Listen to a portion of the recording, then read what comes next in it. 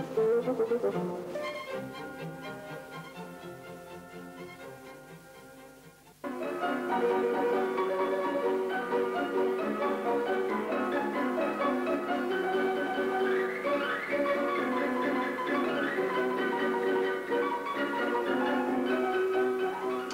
and welcome to another edition of Bygones. You've just been looking at a rare sight because it was a steam-driven tugboat. A rally in Holland attracted a large gathering of boats that are kept in preservation, and Eddie Anderson, who, as you know, loves going abroad, insisted on taking a closer look. It was early on a misty morning at the end of May when the inhabitants of Dordrecht began to emerge for a very special day. It was called Dordt in Stoom, the greatest steam rally in the Netherlands. From the smallest working scale models to luxuriously preserved steam tugs, all gathered for this festival. Every proud Dutch steamboat enthusiast was here, and amongst them a stranger, Britain's sole representative. This rusty, grubby tub defied all the Dutch fresh paint and gleaming brass. This was how the real working coasters once looked, and if the locals didn't like it here, they'd have to lump it.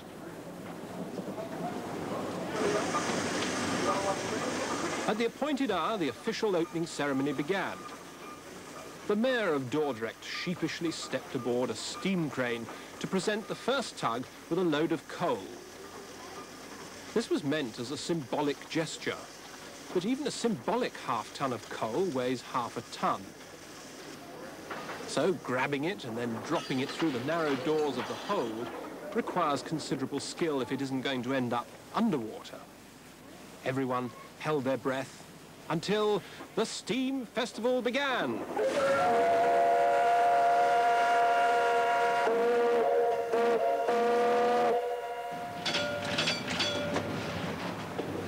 There were complicated plans for all the entrants to leave the harbour for a parade in the River Maas. Our Clyde Puffer was not designed for such genteel choreography, but on the signal she moved out as gracefully as she could, more like a clog dancer than a ballerina. One by one they edged out. One of the oldest, the Lauer Z, had seen 88 years of service already, but even she had problems. Yes, coach! We halen het niet!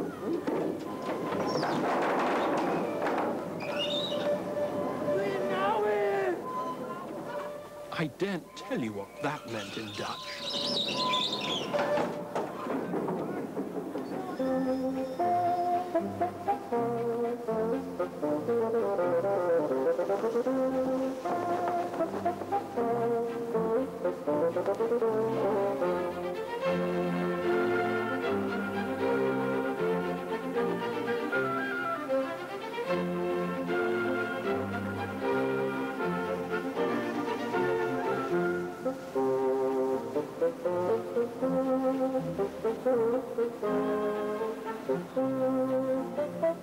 Although this is only the second year that Dordrecht has held a steam tug rally, it looks like becoming an annual event, as almost all the surviving tugs in the Netherlands arrived.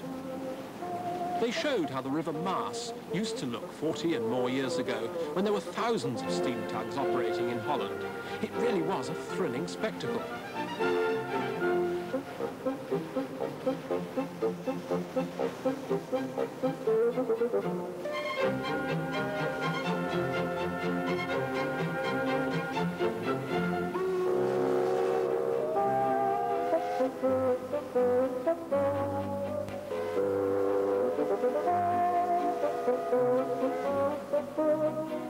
Of them all, the great icebreaker Christian Brunings was the largest and most impressive. She's also one of the best-known steamboats in the country.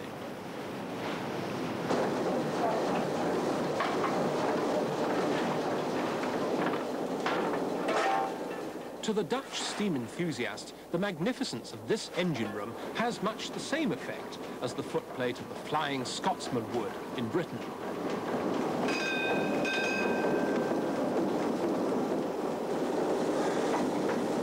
The Christian Brunings was built in 1900, the most powerful icebreaker of her kind, and the most essential craft during the winter months.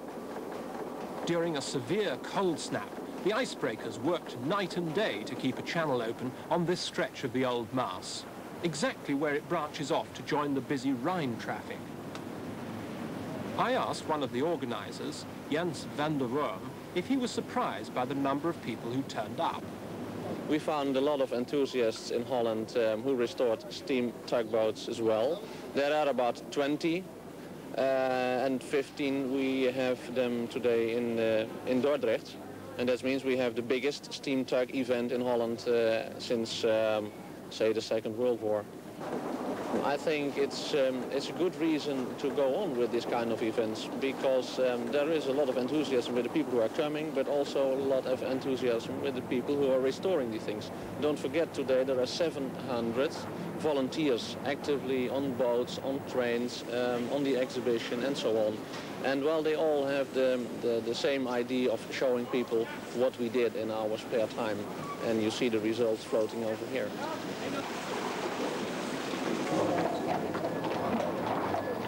It seemed that all over Dordrecht there were other events relating to the Tug Festival. Horse-drawn buses took visitors from the quayside away to see exhibitions of model making, old cars, even a steam railway journey. But there was still plenty more happening in the harbour. Here was something you don't see at many British steam rallies: steam fire engines, rows of them, all competing to pump the most water out of the basin and back again via passing boats and their crews. A cause of great hilarity on land and even greater indignation to the drenched. Fortunately, there was an overriding atmosphere of bonhomie and jollity.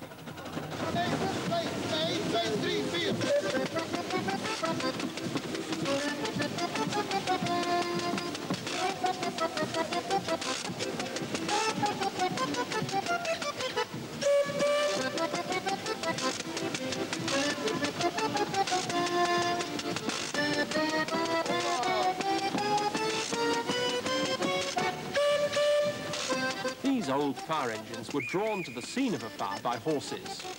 Their quick-responding vertical boilers were lit at the start of the journey and up to pressure within 10 or 15 minutes. The sight of these things hurtling through the streets, billowing smoke and steam, horses slithering on the cobbles, must have been most dramatic. But it's just a distant memory now.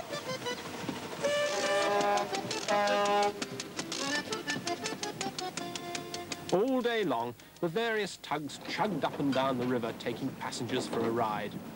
All except our Clyde Puffer. Nobody wanted to go on this rusty old bucket. And no wonder. She was hardly running as smoothly as the rest. What the hell's wrong now? This really was authentic stuff. With no electricity, just a hurricane lamp to light the massive boiler. She was the last of those dirty British coasters with salt-caked smokestacks butting through the channel in the mad March days, with a cargo of tyne coal, road rails, pig lead, ironware, and cheap tin trays. It was very dirty and very romantic, and the new captain was very happy to own her. Captain Boston, where did you find this lovely vessel? In Husband's Shipyard in Southampton.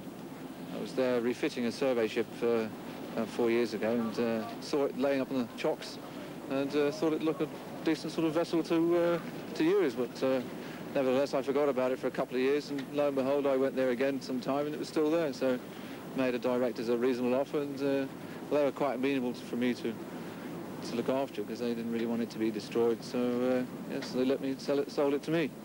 Are you sentimental about it? Becoming sentimental about it, yes.